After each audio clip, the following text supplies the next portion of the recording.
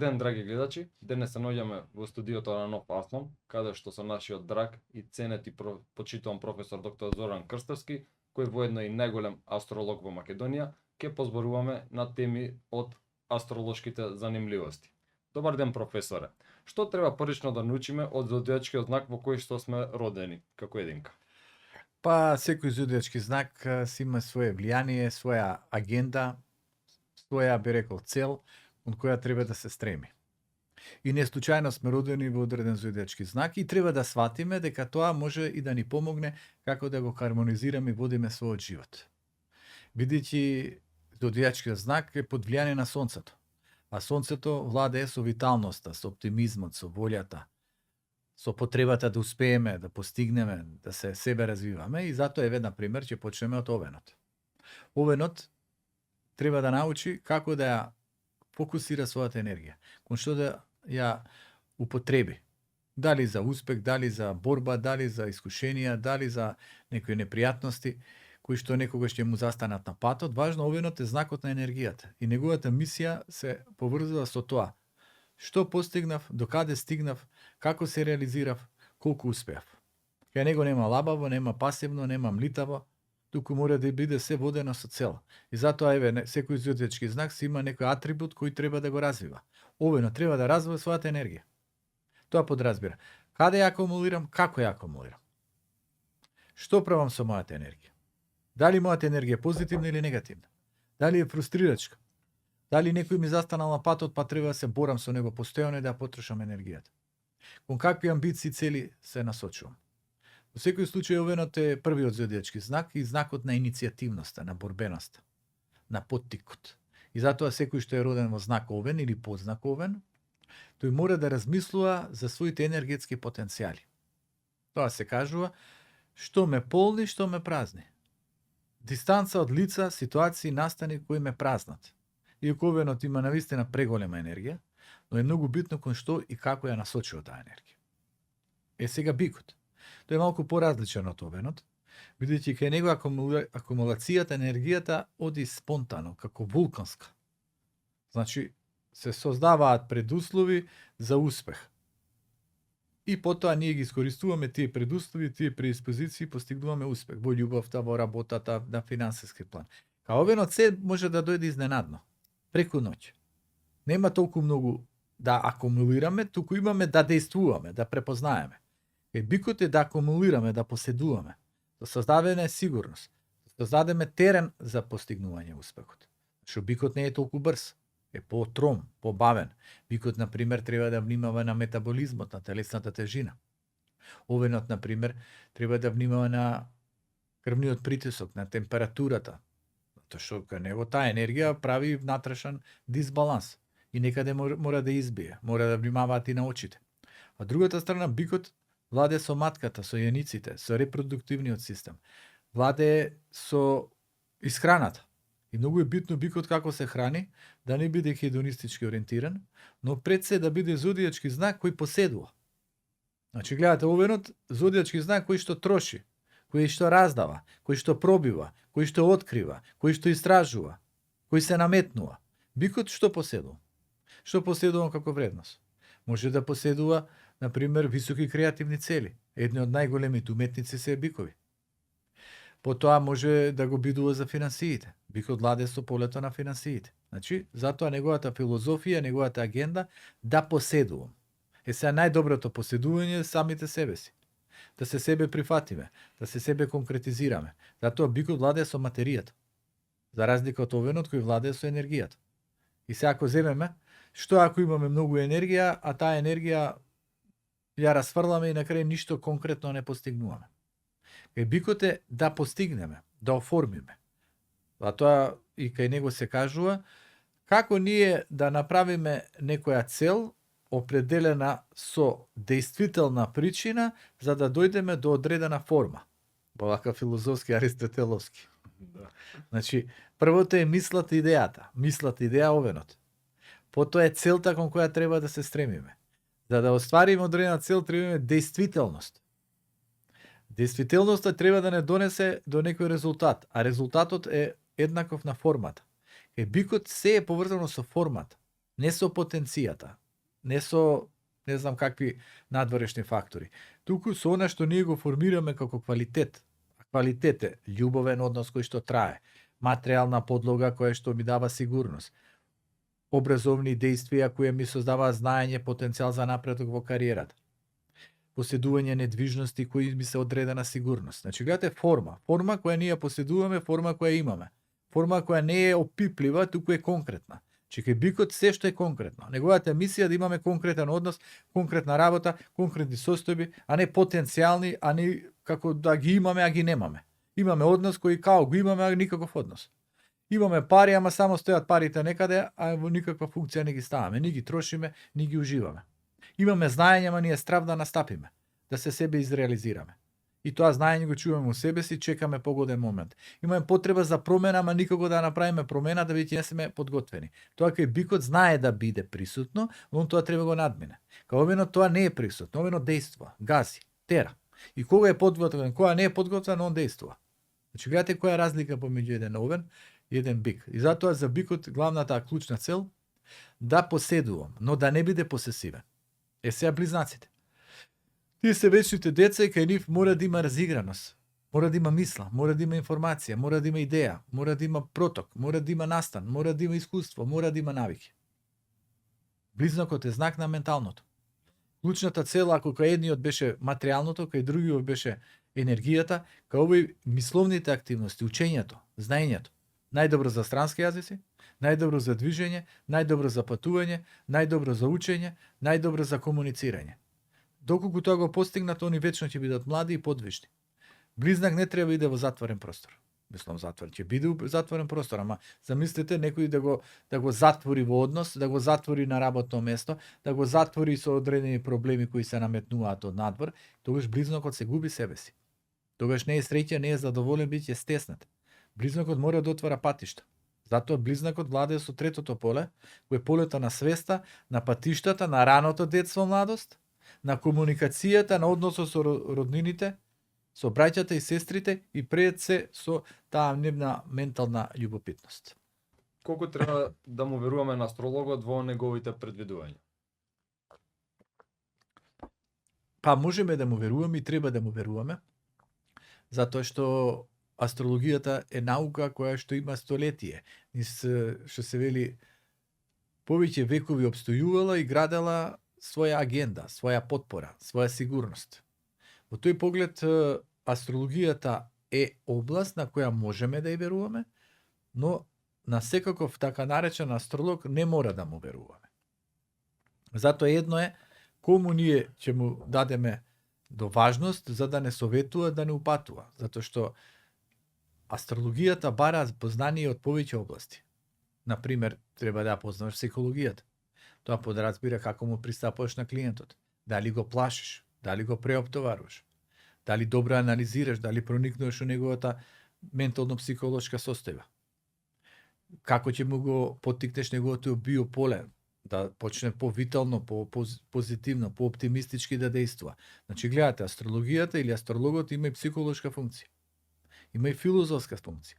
Како ти да го поттикнеш да пронајде смислата на животот, да ги пронајде добрите точки во неговата натална карта, како да ги развие, како да се ослободи од некои стеги кои му се натрупани, како да ја пројави својата мудрост, својата надсвес. Значи, астрологот добре кога би ја познавал и филозофијата. Па туку имаме познание на математика, имаме на астрономија, имаме на разни некои нешта кои што се од онтолошка природа, како да допреме до тоа суштината на битиото, суштината на постанокот. Во случајот генезата се анализира. Некоја личност од какво семено јадро потекнува, дали имал трансгенерацијска траума, што е тоа што им се повторува, како тоа да го разрешат. Потоа анализа, дизарство, картографија, кое место е најидеално за клиентот каде да живее, каде да се одсели, како ќе има предиспозиции. Па потоа имаме прекогниција, малку продор во иднината, предвидување одредена личност на основа на таа свест што може да и се случи, како да го превенира она што потенцијално може лошо да се случи, како да најде решение за некои товари на создадени во себе си или некои потенцијални товари кои може да следат. И се замислите неук астролог кој не ги знае многу нешта, кој само научил нешто туку така и сега треба да го анализира клиентот или да му дава насоки. Или ќе го изнесе тоа од себе си што го носи. Астрологот е песимистичен, полн со црнила, несигурен во себе си, ќе му гледа само неубави црнила, некои несигурности на самиот клиент. Затоа што секој го дава тоа што го носи. Затоа прво, астрологот мора да биде етички поткован, второ мора да биде одговорен, трето мора да биде едуциран, четврто мора да биде интуитивен, пето мора да биде емпатичен, шесто мора да има способност за продирање во нештата малку повизионерски, поспособно, и од сето тоа да направи една колоритност и на адекватно на тоа да даде насоки. Значи, на астрологија треба да веруваме, на секој астролог не треба да му веруваме. Видите, секој доктор не може да биде вистински доктор. Секој архитект не значи дека ќе искреира, ќе конструира највистински дела. И било која друга професија да не анализираме. Значи, едно е како структура, како област, со своји методи, со своји практики, со своји парадигми, а второ е кој тоа го практикува. За жал, како и во многу други домени, и во астрологијата има некои приучени. Но пак се вели, секој го заслужува тој кој што е адекватен на неговата енергија. Ако човекот е несреден, енергетски, психолошки, хаотичен, ако не се себе осознал, ќе избере астролог кој исто така е хаотичен или несреден или кој тешко ќе му даде насоки. Или ќе му даде насоки кои што се видливи, не мора ни од астрологот, од било кој друг човек, малку психолошки поткован, ќе знае овој каква можеби состојба има или во каква состојба ќе се најде. Што некои луѓе се премногу лесни како букварчи ги прочиташ. Не ти треба астрологија. Е се површна варијанта и лесна за анализа. Но има луѓе се комплицирани. Тоа е исто како во хируршките интервенции. Не секој доктор може да изврши секаква хируршка интервенција. Зборуваме за хирурзите. Некој е многу по-способен, по-поткован, по-едуциран и може да реши тешки случаи. Некој не може да реши тешки случаи, но може едноставни случаи. Така и во астрологијата. Има луѓе со сериозни проблеми, со сериозни тешкоти и секој не може да ги реши. Затоа се бара мудрост. Предусловот за успехот во астрологијата. Спознание, мудрост, етичност и добар однос кон клиентот. Затоа секој астролог не треба да работи со секаков клиент, веќе секој клиент нема капацитет на свеста да разбере некој астролог кој е со малку помудра варијанта. Че астрологот треба да ги селектира клиентите. Но и секој клиент не треба да оди кај секаков астролог. Може би емоционално оптоварен, може би многу стравови носи во себе си, може би е сугестибиран, може би е ранлив. И ќе отиде кај некој кој што ќе му даде најкритички анализи, ќе го исплаши дополнително, ќе го преоптовари и овој плачејќи ќе си отиде од тамо и ќе си го повика сето на негативно што овој непотребно му го прогнозирал. Затоа што некогаш нашата сугестија, нашата подсвест ја повикува судбината. И замислете ви ако некаде отидете и тие ви кажуваат како ноцебо ефект, само неубаво, само негативно. Нема излез, нема решение, што си направил, до кај стигна, што се случи. И вие го попримите тоа што овој ви го кажал, а нема појма тој астролог, и вие почнувате да живеете. Колку е катастрофа, колку нема излез, колку е готово, колку не треба се трудите, што ќе се случи, па лошо ќе се случи. Затоа астрологијата е превентивна област, во која се вклучува делумно предвидување, кое е второстепено, повеќе психолошко прониктување и советување. Затоа се вели Хераклит кажал, карактерот ја утврдува човековата судбина. Можеме да имаме слична натална карта, но некој со подобар карактер, со подобра подлога, со подобра основа, подобро ќе реагира на некој планетарни влијање. Некој ќе се претопи. Затоа вашето прашање што е колку да веруваме во астролозија е дискутабилно, а и дури најголемиот астролог, и тој не треба да го земеме здраво за готово. Затоа што над звездите треба да им веруваме, но не треба да им робуваме. Затоа што звездите укажуваат, но не условуваат. Че гледате две главни максими. Затоа ние правиме фама од еден Меркур кој е ретрограден, правиме фама. Као ретроградниот Меркур се ќе закочал. Па тој ретрограден Меркур го има за цело човештво. Тој ретрограден Меркур нон-стоп се појавува во годишно ниво по неколку месеци, некојаш и по 5 месеци. Па тој Меркур сега ако бил најважниот, а најбрзиот, па треба да ни ја управува судбината, што се случува со другиве планети кои што се многу побавни, поклучни, поконкретни, тогаш тие па до кое ниво ни ја управуваат судбината. И автоматски остана дека ние што сме орудија во рацете на планетите, дека ние само треба вака да седиме, да мируваме, па ако ни било пишано ќе ни дојде златната медаља, па ако требало ќе ни дојде најголемата љубов, па ако требало се ќе разрешиме. Или ако било пишано ќе дојде најголемата катастрофа. Не може тоа така. На крајот на краиштата астрологијата е поврзана со два фактори. Првото е одредена кармичко-судбинска зададеност, производ на планетарните влијанија, ама можеби нешто пред тоа. Тоа нешто пред тоа, што го добиваме со наталната карта и за една друга анализа. Но гледате, првото можеме да го земеме. Планетарен печат, астропечат, натална карта, која зависи од часот на раѓање, од моментот на раѓање. Но зависи од многу позадини, генетски, семејни, фамилиарни и ред други точки. Но, само да завршам. Вториот фактор, покрај планетарниот, е нашето биополе, нашата слобода на волјата. Како ние се однесуваме кон она што ни е зададено? Ние добиваме Јупитер во, да речеме, во деветото поле, кој е прекрасна позиција на Јупитер, но ние не сакаме да се надградуваме, не сакаме да учиме, не сакаме да патуваме, не одиме во странство, не развиваме позитивизам, не веруваме у Бог, не веруваме во висока духовна агенда и ние тој Јупитер не го искористуваме. Или некој го добие Сатурн, на пример, во личноста. И сега треба да го отпишеме тој човек кој ја добил најтешката планета во личност. Да речеме ќе има проблем со колена, ќе има со заби, ќе има тешко здравје, нема да има среќа, ќе се мачи цел живот труд. Не, може тој човек е сериозен, може би е одговорен, може би малку побавно успева, може би носи голем товар фамилиарен и секаков, но тој издржува. Тој на крај ќе пробие, тој на крај ќе се искачи. Значи гледате, Сатурн не значи е катастрофа, која добиваме со натална карта, туку поголем одредени потешкоти со кои мора да се справиме. Јупитер не значи е благодет во секаква смисла, би понекогаш може да предизвика претерување. Па мислиме дека тоа нонстоп ќе не биде присутно, како што може да не биде присутно, демек, материјалните успеси, успехот во кариерата, здравјето, а сите тие фактори се минливи и менливи. Зашто со тек на време може да се дојде до здравствен проблем. Па и заради претерување во уживање во хедонизам. Може да дојде до професионален проблем, заради паѓање на енергијата на креативност. Може да дојде и во емоционално љубовен проблем, веќе не знаеме другиот како се однесува.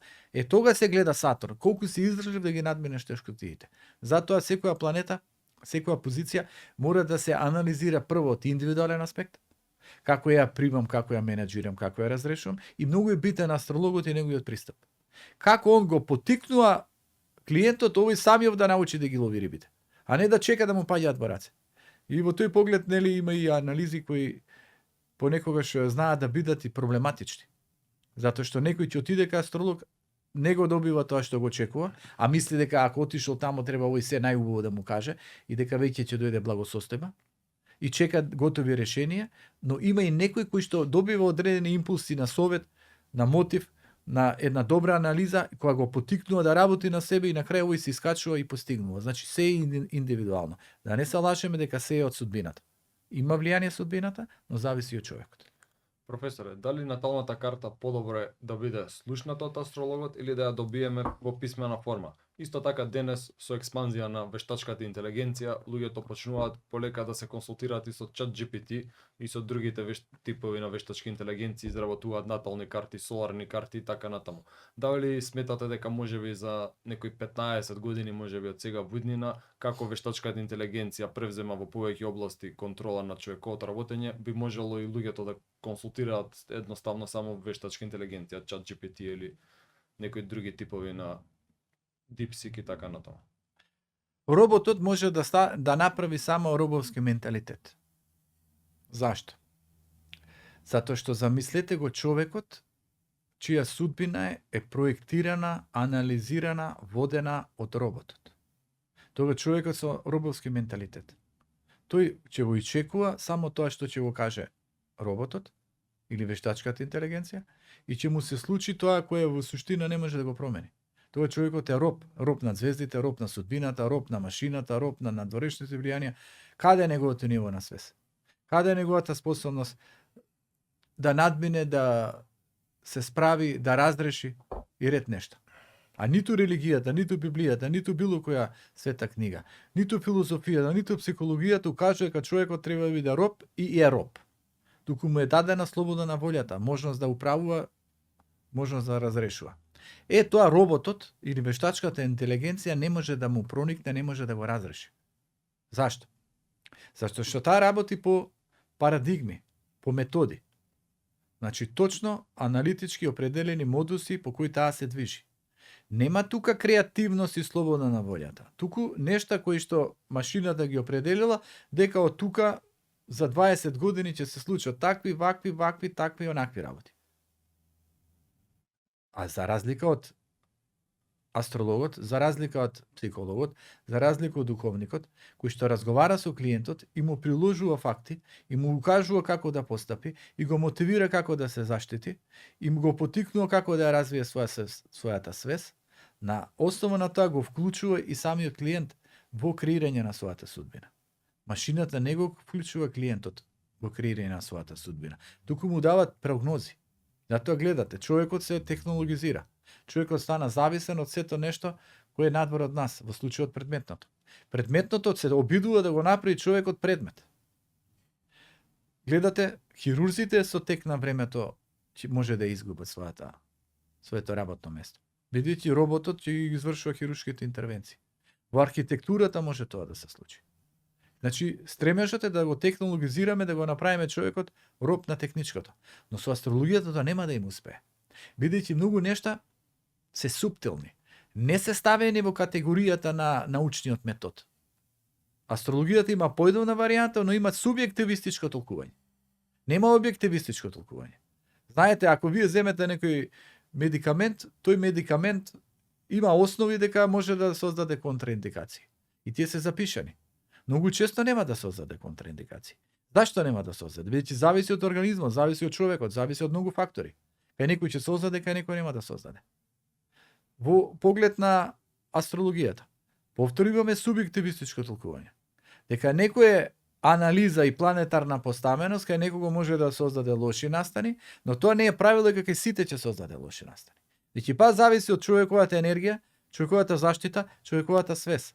И дека не можеме ние да го детерминираме, да го програмираме човекот и да го поставиме пред машината и машината да му управува судбината. Бидејќи тука еден фактор фали, а тоа е емпатијата. Дали вас машината ќе ви ја даде емпатијата?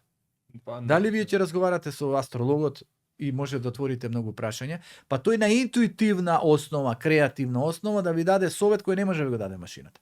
Точно. Или вие седете вака и чекајте го тоа што е напишано од интернетот и вие одете по тоа што е напишано. И тој ми напишал страшна трагедија некоја таму, катастрофа, сообраќајни несреќи или некоја болест или нешто друго да се случи, или развод, и вие готово, тој ви го напишал, вие го земате како авторитет и велете тој има голема моќ да предвидува, да укажува, јас сум готов. Знаете колку е тоа страшно, луѓе може да си го одземат животот? Кога некој им проектира песимистички тонови, кога некој им кажува следат лоши аспекти, следат лоши настани. Или обратно.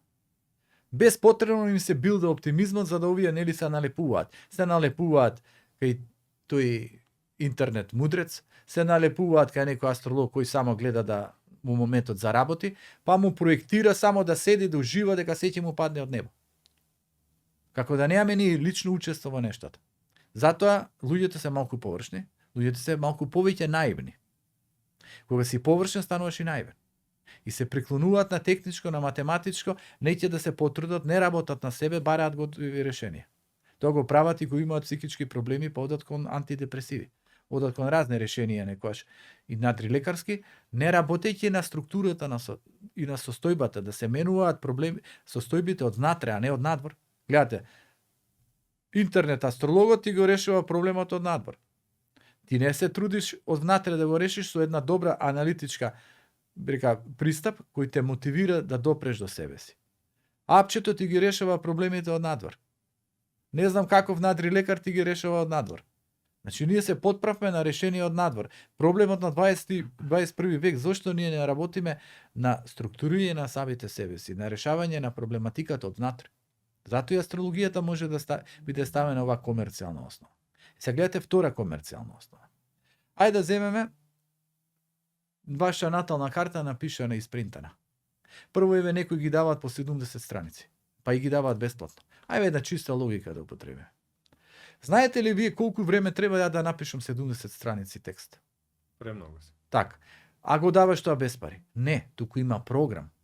Програм компјутерски, кој тебе ти го принта сето тоа, кое може да биде слично со некој друг клиент, кој што има исти планетарни позиции. Значи, некој може да има Меркур во знакот на Девица.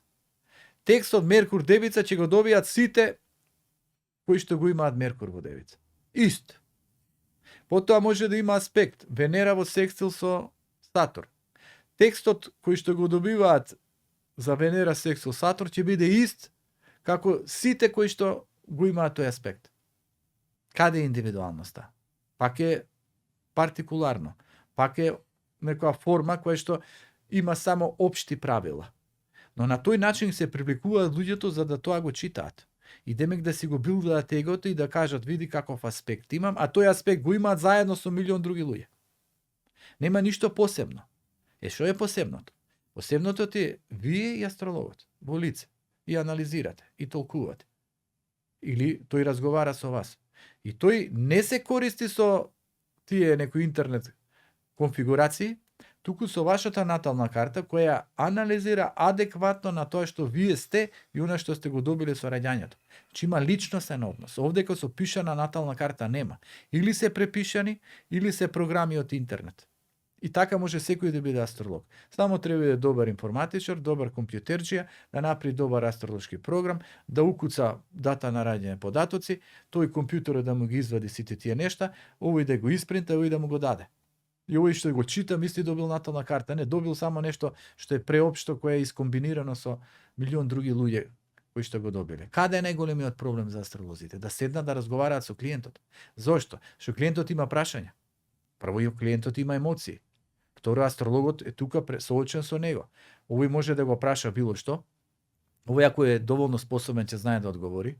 Плюс за разлика од психолозите, астрологот разговара, укажува, а кај психологот слуша. Кога ќе дојде клиентот може и ништо да не зборува. Тој кој што зборува е астрологот. Замислете ви од ништо да направите нешто. Значи ви имате натална карта, така наречено ништо, и вие треба да направите нешто, треба да изнесете сликата, животот, перспективите, потенцијалите, развојните етапи на клиентот. Значи вие од ништо правите нешто. Кај психолог ви мора да му кажете траума, проблем, тешкотија, мака, зошто, како, каде, и овој за да ви даде совети. Ще гледате колку астрологијата е сериозна област, заради што им не можат многу мина да работат, то некои се снаоѓаат на техничка основа. Потоа има нели интернет страници. Па знаете колку тие интернет страници на Facebook, на секаде, добар дел од текстови се украдени од странски портали. Само имаме Google Translate, така? Да. Само да се украде, да се симне, да се ставе тамо, да се прекуца и да се постира на македонски. И сите мислат дека ова тоа некој астролог го напишал. Не го напишал тој астролог, кој некој го напишал или го земале од странски портали. И на тој начин се користат со таа, би рекол, манипулација. Значи, најсериозната работа е да бидеш спремен да одиш на совет.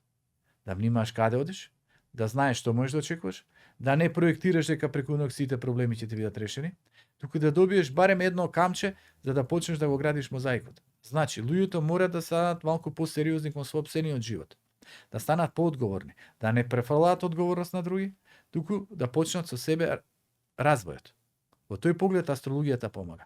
Помага како психолошко советување, помага како мотивација, помага како давање насоки, помага како определување кои периоди се добри за дејствување, кој период треба да се заштитиме, но не како проекција на страв, не како проекција на неуспех, но не и како нешто кое ти ќе го добиеш на тацна. Значи мора да има лично учество. Во тој поглед, затоа и во светски рамки малкумине се врвни устручени астролози. Значи малкумине се. И најучените луѓе на времето, филозофи Роџер Бекон, еве меѓу другото Кеплер бил астроном, ама се занимавал и со астрологија. Исак Њутон имал голема љубов кон астрологијата, Ајнштајн не ја критикувал астрологијата. Да не зборувам за претходно од Хипократ и Парацелзус, значи учените луѓе може да бидат астролози. Зашто се работи со тематиката човек. А најмистичното, најспецифичното, најкомплицираното е токму човекот. Професоре, дали може да се навратиме на првото прашање и за секој знак да кажеме поединечно повеќе карактеристики за тие што преостана? Стигнавме до близнаци. Да, може. Ракот е поврзан со емоциите и кај него многу е битна сигурноста. Значи, што се случува на семејното поле, колку он е себе прифатен, дали има некоја тага, немир, преоптовареност, значи он мора да се ослободи од тие стеги.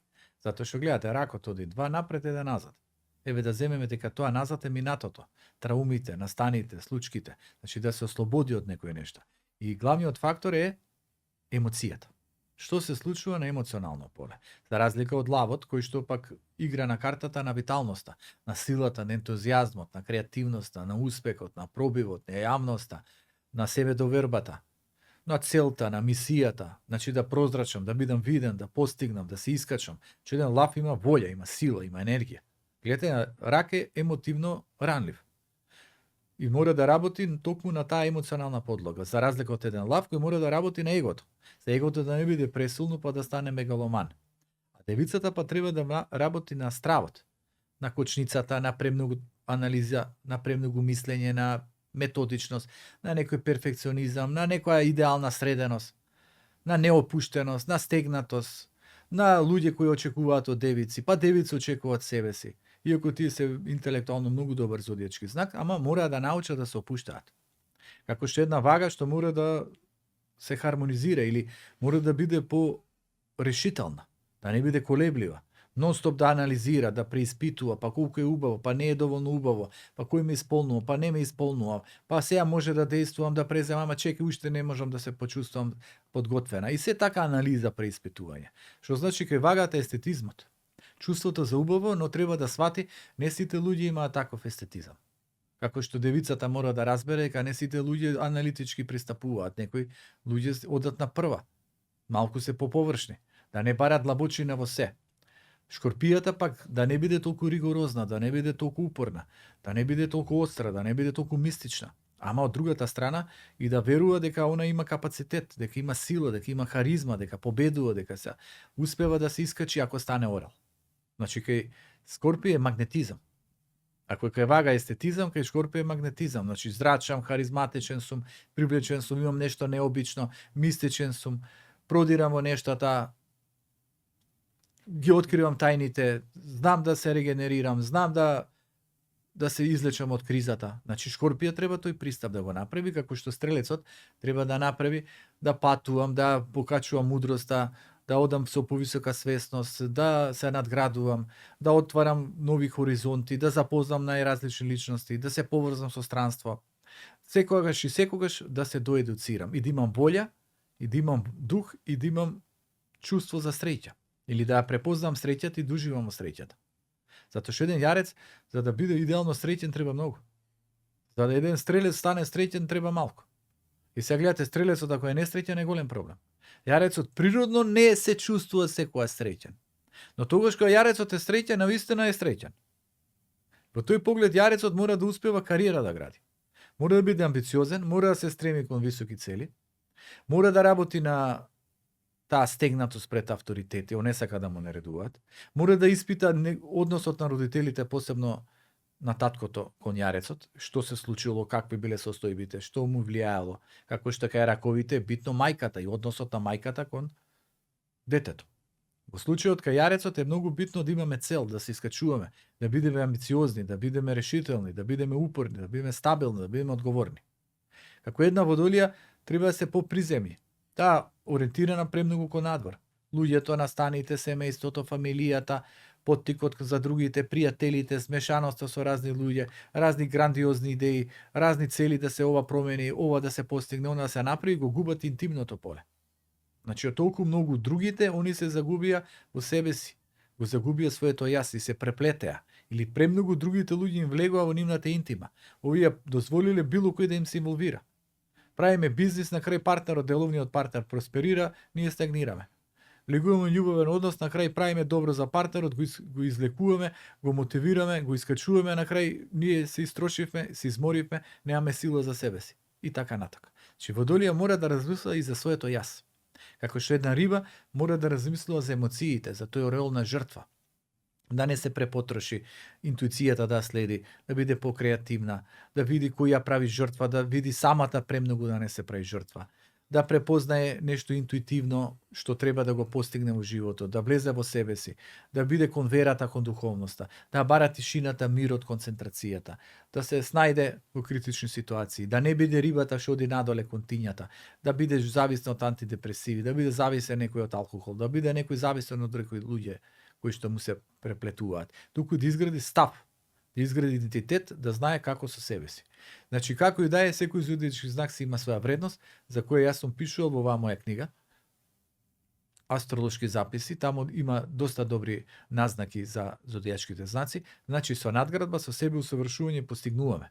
Како и што и во книгата Моќта на умот има и за зодијачките знаци и нивните совети, нивните упатувања и нивните, рекол, пристапи кон вредностите на живот. Благодарам, професоре. Драги гледачи, ви благодарам и вам за вашето внимание. Ова беше подкастот Астролошки занимливости. Се гледаме во следна прилика. Ви благодарам многу и за крај стиснете само лайк, сабскрајб и споделете го видеото. Благодарам.